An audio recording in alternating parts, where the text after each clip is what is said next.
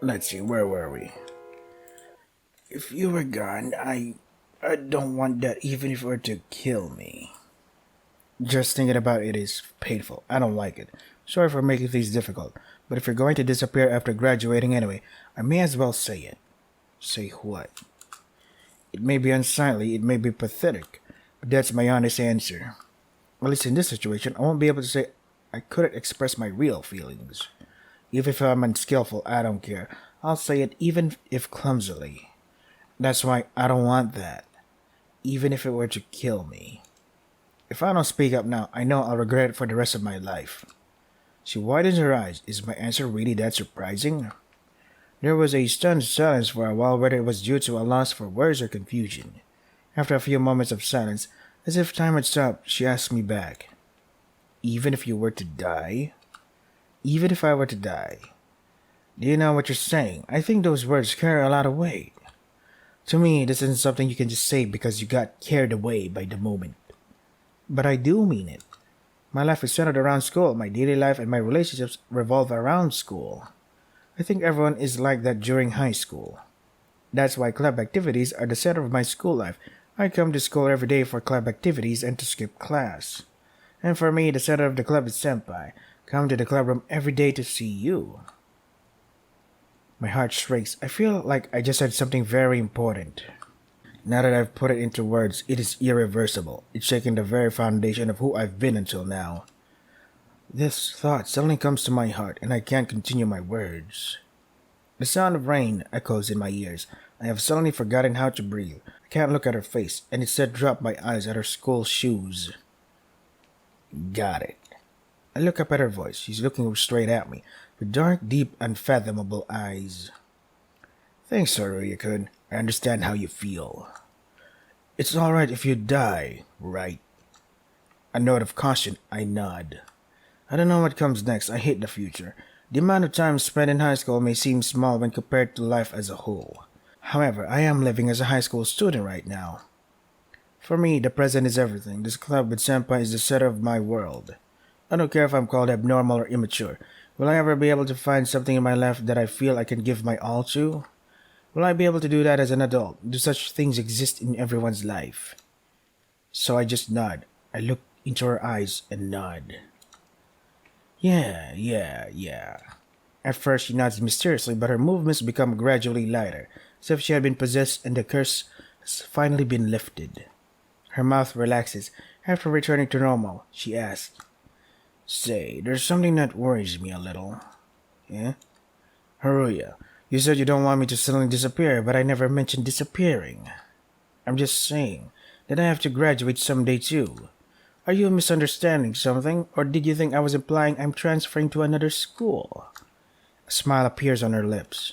I don't know what she's thinking, but I can tell she's trying to find out how much I know. I thought you would disappear because it's raining. What's up with that? That makes no sense. Are you malfunctioning or something? Come on now, I'm just imitating your usual behavior. How rude. She must have already figured it out. In order not to be caught by the rain, Ayakashi, we must slip hidden meanings into our everyday conversation. A code or a metaphor. It very much feels like a literature club thing to do. It looks like it's going to rain tonight. What a problem. You only say that because you know me well. Well, a little. You can't imitate someone you don't know. She nods and huffs. Can I call you tonight? Sure. Let's talk about the future. She looks at the rain through the window. I don't know what will happen from now on, but right now, I'm happy. Haruya. Yeah? Do you like the rain? I hate this rain. I thought so. Dark rain clouds fill the sky far into the distance. Will I ever see a clear sky again? I don't know. Next alphabet. Rain, darkness. The time is 10 p.m., exactly 1 hour before the time set by the Rain Ayakashi. With my smartphone in my hand, I lean my elbows against the desk and I fret over the situation. Can't think clearly, I'm very nervous, waiting for her call. I can't do anything. I'm worried about her, but I can't go check because the Rain Ayakashi would surely notice something. What are you planning, senpai? An incoming call, my buddy jumps up. Hello? Haruya-kun, it's me. How are you holding up? I mean, didn't we meet in the club room just a few hours ago? Well, people change. In such a short time? That's right, people's hearts are fickle, right? Not knowing how to start correcting her, I remain silent. Then she continues. Starting now, I'll show you proof. Haruya, can you look at the sky? The sky? It'll be a once-in-a-lifetime sight. Don't miss it. I turn off the lights in the room just in case, and open the curtains and the window. Pitch black clouds merge with the darkness of the night, and only the sound of rain echoes in the midst of it. Are you ready? Yeah, but what's going on?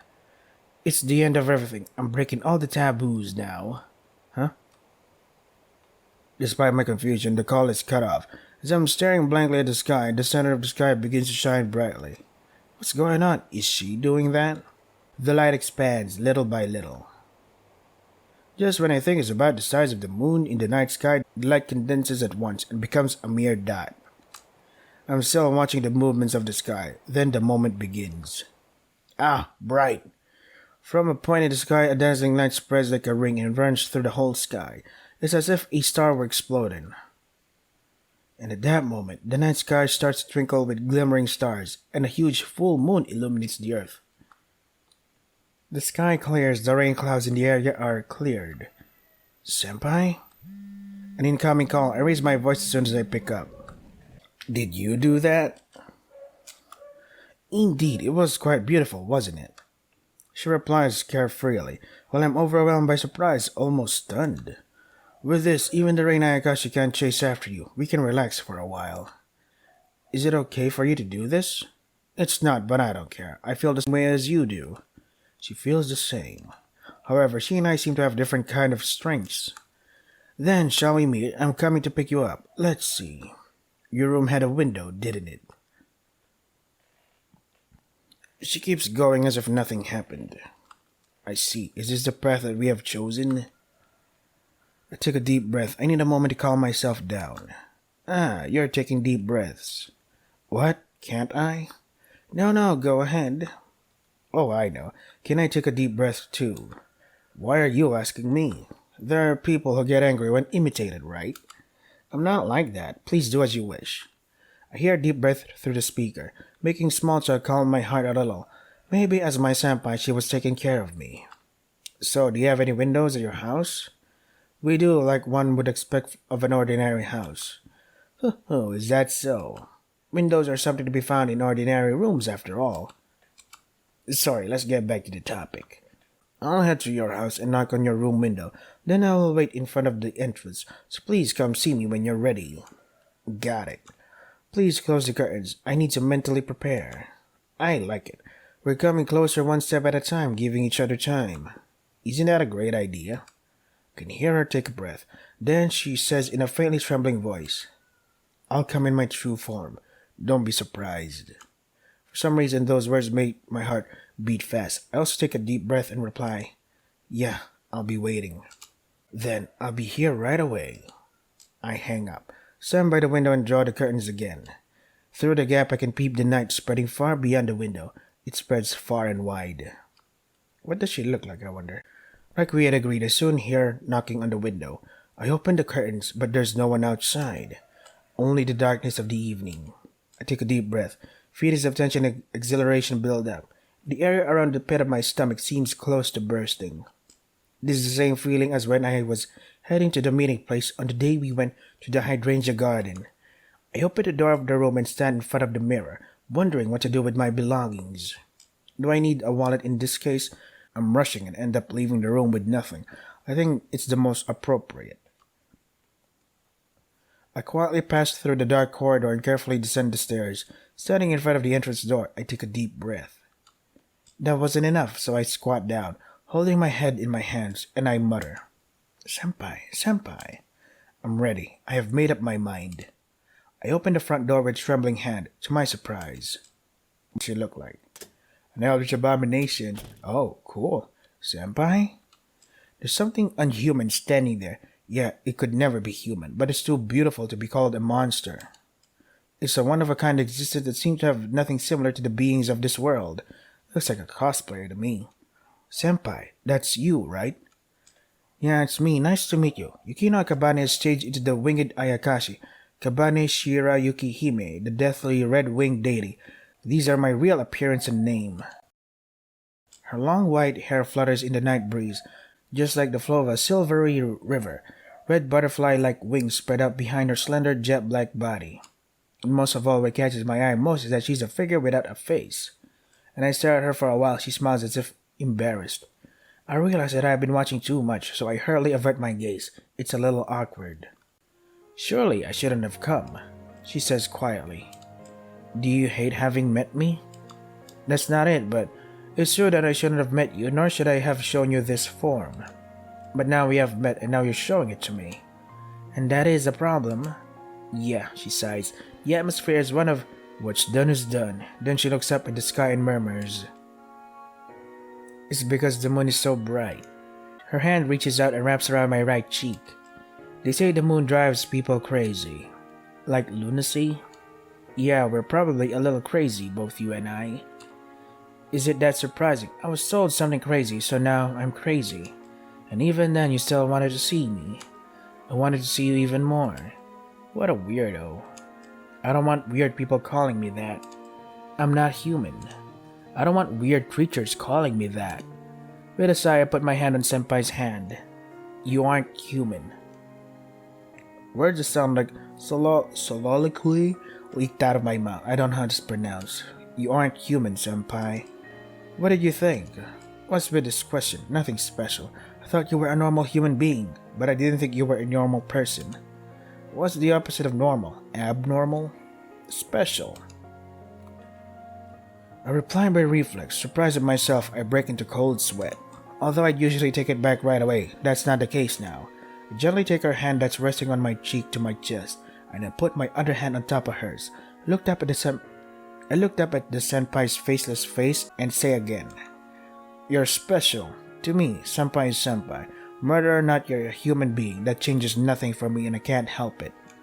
There is no expression on her face. We stare at each other for a while, but eventually her hand slips out of mine and puts it around my back. Aren't you scared? Scared of you? Yeah. Not at all. Well, not beyond you being an upperclassman. She takes a long breath and hugs me tightly. I was scared. A faint voice. You were?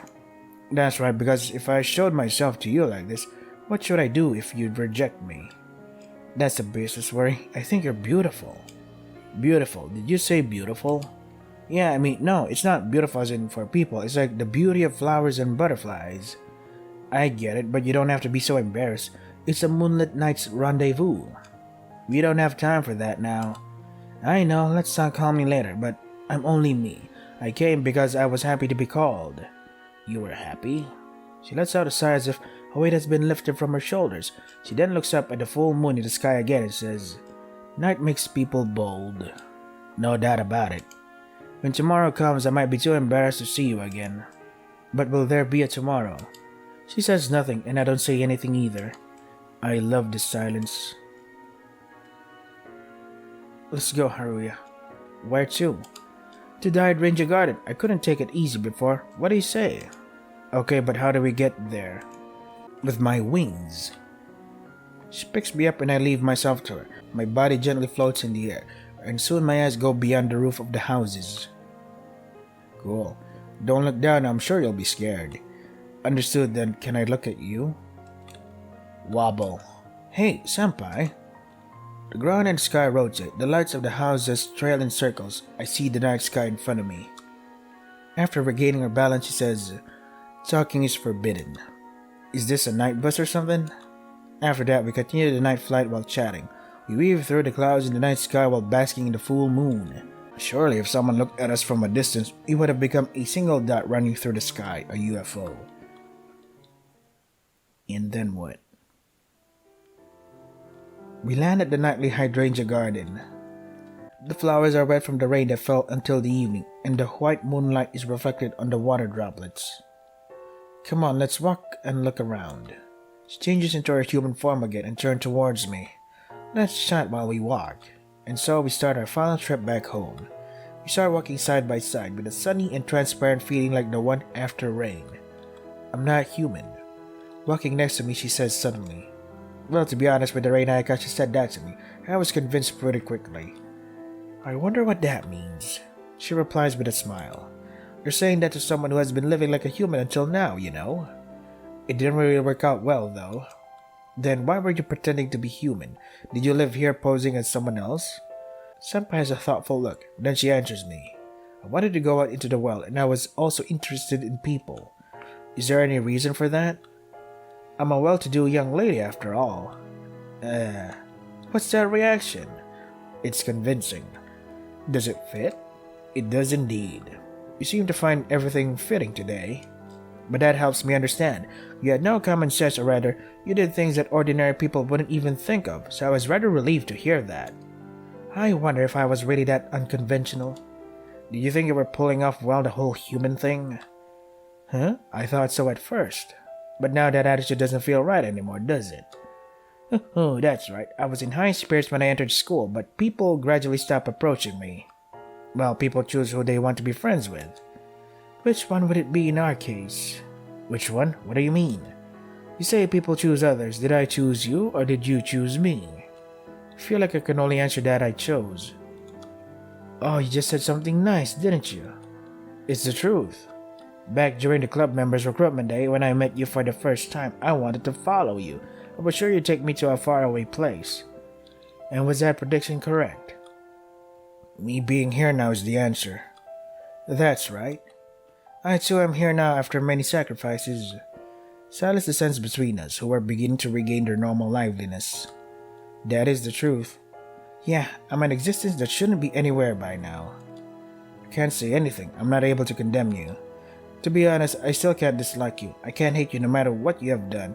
I don't want to. It may sound like I'm saying something out of line. But I'm happy I can meet you one last time. One last time?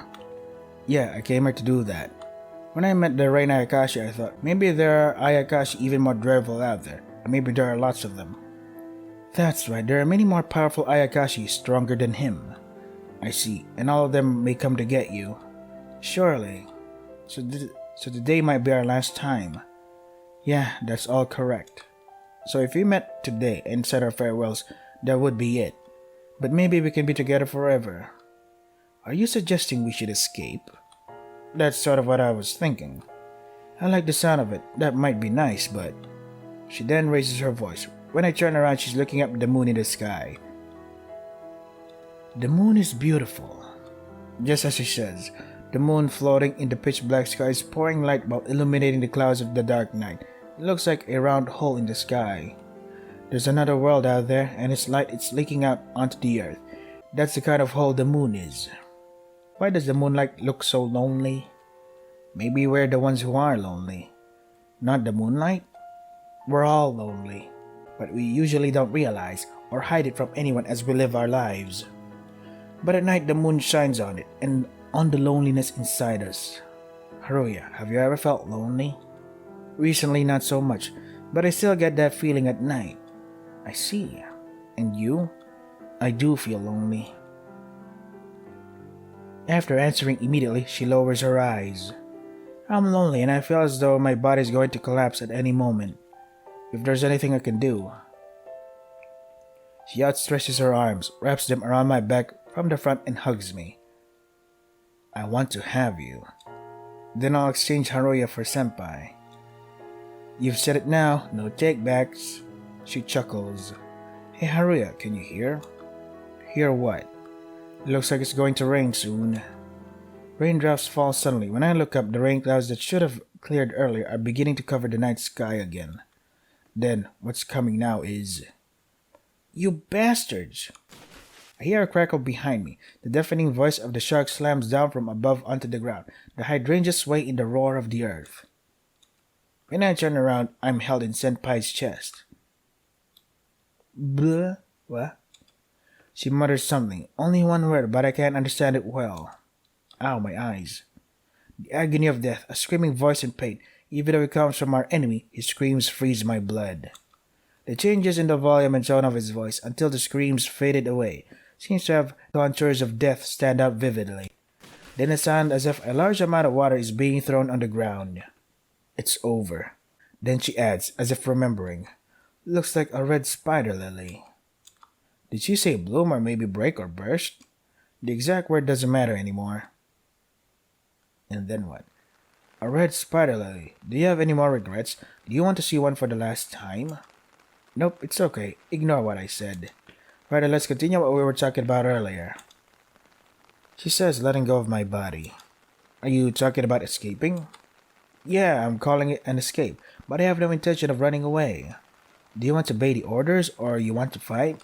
It doesn't matter even if I were to obey now. I've harmed Fukai way too much to be forgiven.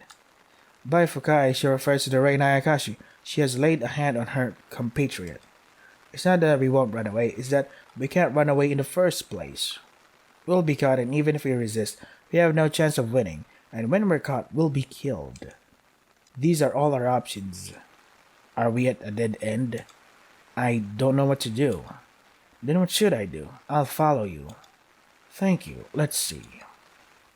She changes her appearance into her Ayakashi form, then she picks me up again, and we take to the sky. I'm back. The room looms over us. It's so close that you can see the other side. What about, did she kill a lot of people in order to maintain in this world? What about that? We arrive at our school. The scenery I normally see looks completely different within the darkness of the night. When we approach the window of the club room, Senpai strokes its surface with her fingertips. Then I pull the window and it opens smoothly. The series of movements are natural and fluent, like a ritual. Even a locked door is ineffective before you. It's like opening the shell of a clam. That expression gets stuck in my mind. Through the clams having their shells open, the things she has done come to mind. Was there ever a crime done in a locked room in the nationwide murder case? Careful, it's dark. We entered the club room spontaneously, without having to decide to do so beforehand. I grabbed the edge of the window with both hands and put my foot on the window frame to climb over. The soles of my shoes touched the wooden floor. After that, I step aside and turn around to see her fluttering in like a butterfly. Once she enters the room, the outside air blows in and the darkness inside blends with it. Even breaking in through a window now makes such a difference. Should we turn on the light? I ask, closing the window. It's better if we don't. It'll be troublesome if the light be seen from the outside. She replies while lowering the key to close window.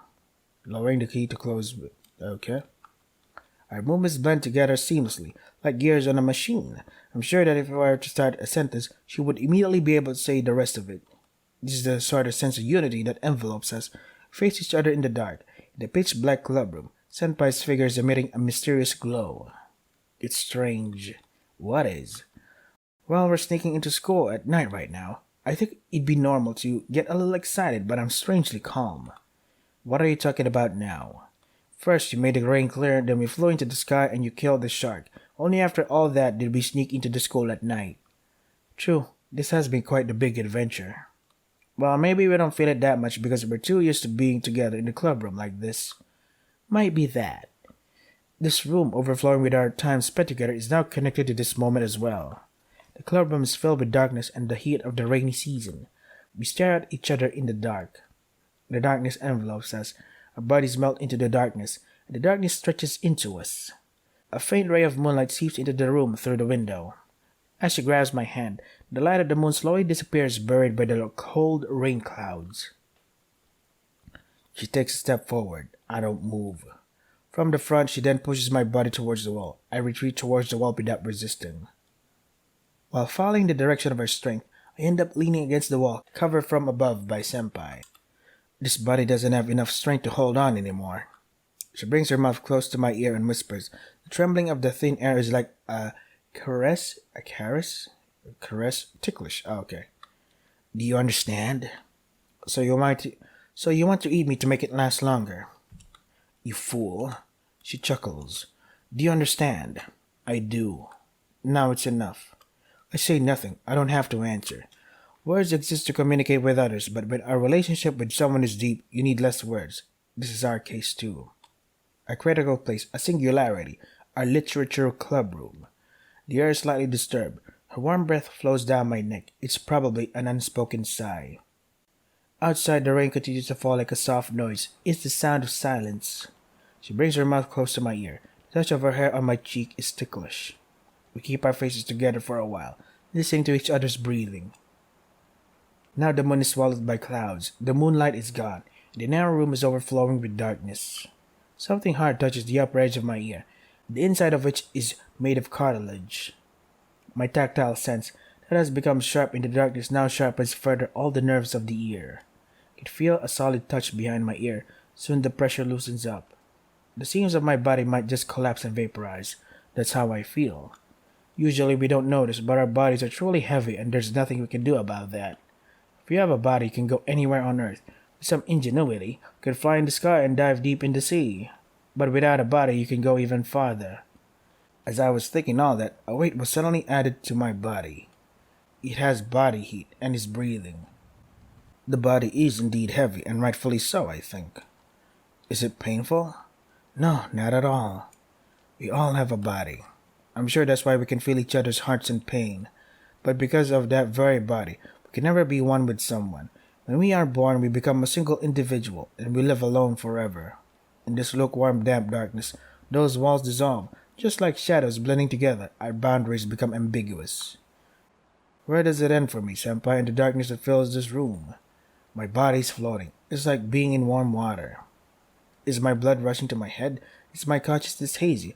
Or is maybe my soul trying to escape? Anything is fine, for now. I am me and I am here. For now. Senpai, are you here? When I asked, she raised her upper body. With a desire to touch her, I stretch out my arm toward her. My hand touches her cheek. I am. She says with her familiar voice. She takes my hand and shakes it, redirecting it somewhere. It's pulsating. Warm blood circulates through her palm. How long will you be here? I'll be here forever. What about you? I'll stay here until the end. She approaches me again. I whisper in her ear as I wrap my arms around her back. Senpai. What? Uh-oh. I like you. Thank you. I'm very happy. I'm so happy. Me too. I love you. I love everything. Your taste too. Oof. So she ate him. God damn. Okay. Holy shit, that... So after she eats him, what will she do then? I mean, she didn't say that she's going to be here forever. Does that mean she's like, okay, I'm glad I met you, yada yada. Thanks for being... thanks for making me stay here a little further. But then now what? What's next for Senpai? Is she just gonna continue to live on in this world even though she's going to be chased around by other Ayakashi?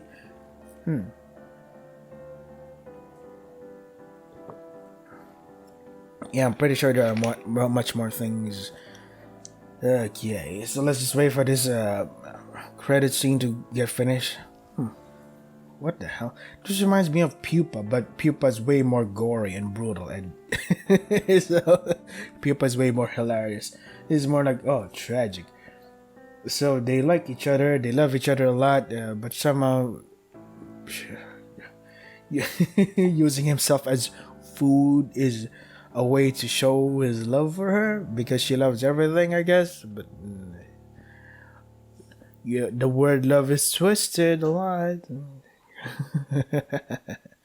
Now what? Okay. So yeah, we're done with that part. Contents? Conflict? 10B? Yeah. It's much easier to say raw, ending 1, ending 2, ending 3. Yeah. Anywho, let's, we're done with this part. So what if I say I will live on? I'll somehow manage. Oh wait, you know what? I have to stop here because I have to prepare for work. So let's save here. Boop. So yeah, this is Absent in the Rain. First ending was like, holy fuck, that went dark. Cannibalism. Well, technically, is it cannibalism? Because Haruya is a human and she's an Ayakashi. So basically, it's like a human eating a chicken, right? So it's not cannibalism, I think. But whatever. Yeah, what am I saying? Anyway, if you want to try to get for yourself, the links are in the description. That is all for today. Stay safe and take care of yourselves.